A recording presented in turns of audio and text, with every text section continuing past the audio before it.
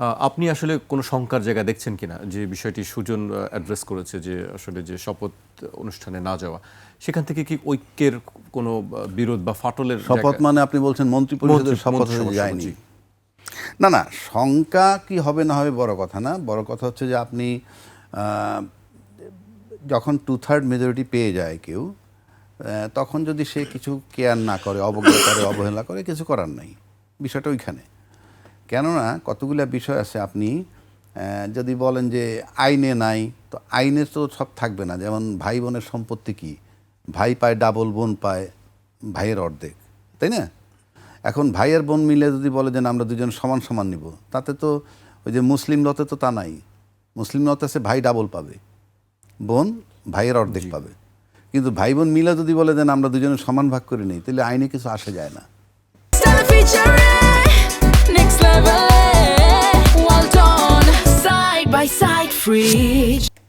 তা আমরা এখন যেমন কথা তুলতেছি, আইনে নাই, কি নাই, আইনে গণভোট নাই, কিন্তু আমি তো গণভোট মেনে নিছি, গণভোট করব।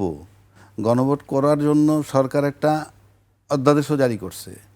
তার ভিতরে বলা আছে গণভোটটা ফাইনালি কার্যকর কিভাবে হবে। না হইলে সেটা ভিন্ন কথা। গণভোট মেনে নিলাম, নির্বাচনের সময় বললাম যে হাতে ভোট দাও, আমরা তো মেনে নিলাম। তো মেনে নেওয়ার পর যদি আমরা এখন দুইটা ওত নেওয়ার কথা, একটা নিলাম সংবিধান সংসদ সদস্য সংস্কার হিসেবে, আরেকটা হচ্ছে সংবিধান সংস্কার পরিষদের সদস্য হিসাবে, আপনি তখন নিচ্ছেন না। আপনি যদি না নেন কি করার আছে? এখন আপনি নিচ্ছেন না বইলে আবার মন্ত্রী পরিষদিতে আমরা গেলাম না, মানে মানে যারা গেল না তাদেরই বা কী করার আছে? এখন এটা তো মনে করেন শঙ্কা বলতে কি, আপনার ফ্রম ডে ওয়ান তো একটা মতবিরোধ, একটা অনৈক্য যেটা চলমান ছিল 8 মাস, তারপরে গেলাম গণভোটে, আবার চলে আসলো, সেই শঙ্কার জায়গা তো রয়েই গেল। এখন শঙ্কা বলতে সবসময় পার্লামেন্টে আইনি লড়াইটাও তো শঙ্কা। এখন এই যে আমি যদি না মানি, এখন আমার 2/3 মেজরিটি আমি মানলাম না, তো কি হবে?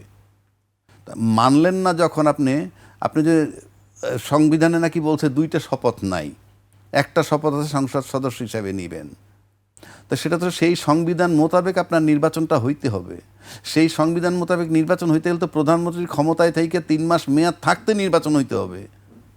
সেই সংবিধান থাকলে তো আপনাকে সংসদ ভেঙে যাওয়ার পর 90 দিনের মধ্যে, কোনো কারণ না হলে আরও 90 দিন, 180 দিনের মধ্যে নির্বাচন হইতে হবে। সেখানে আপনি ফেব্রুয়ারি 2026 আমরা নির্বাচন করলাম কি হিসাবে? আমরা মেনে নিছি বলে, আমরা মেনে নিছি, এটাই হলো আইন। এখন আপনি যদি বলেন লিখিত নাই, সেটা তো ভিন্ন কথা। সংবিধান মোতাবেক নির্বাচন হলে তো অন্তর্বর্তীকালীন সরকার কি সংবিধানে আছে? সে দিল নির্বাচন, আমি সেই নির্বাচনে গেলাম, তো সেটা আমার পক্ষে আইলো, আমি নিয়ে নিলাম, আমি গণভোট নিলাম না, গণভোট মানলাম না, কিছু করার নাই। কারণ বাংলাদেশে তো নতুন না আমাদের।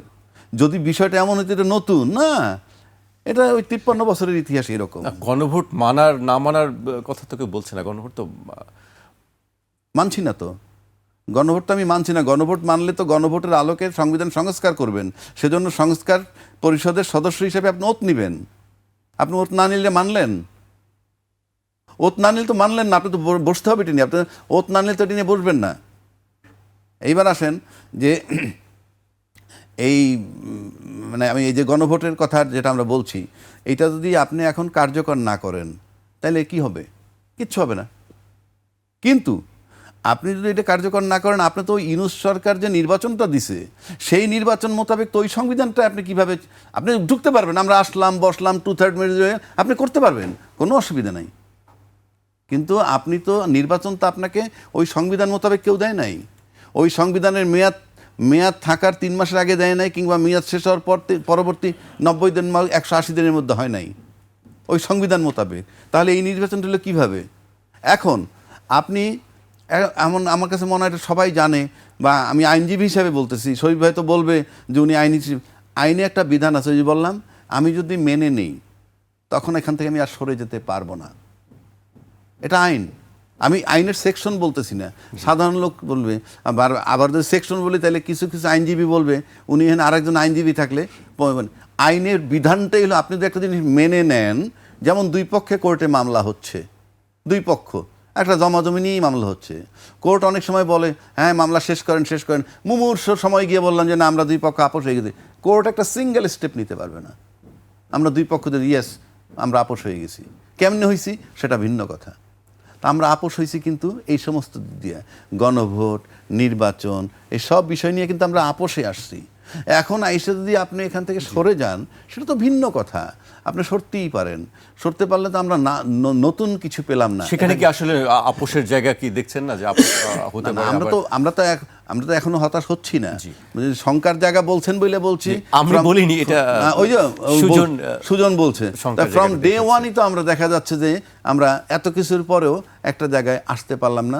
দেখা যাক, আর যদি একান্তই আমরা আসতে না পারি, এড়ায় যাই, দিলাম না, 2/3 মেজরিটি আমরা বসে গেলাম, চললে এটার যদি কোনো কনসিকুয়েন্স হয়, কি কনসিকুয়েন্স হতে পারে সেটা ভবিষ্যতে আমরা দেখব। জি।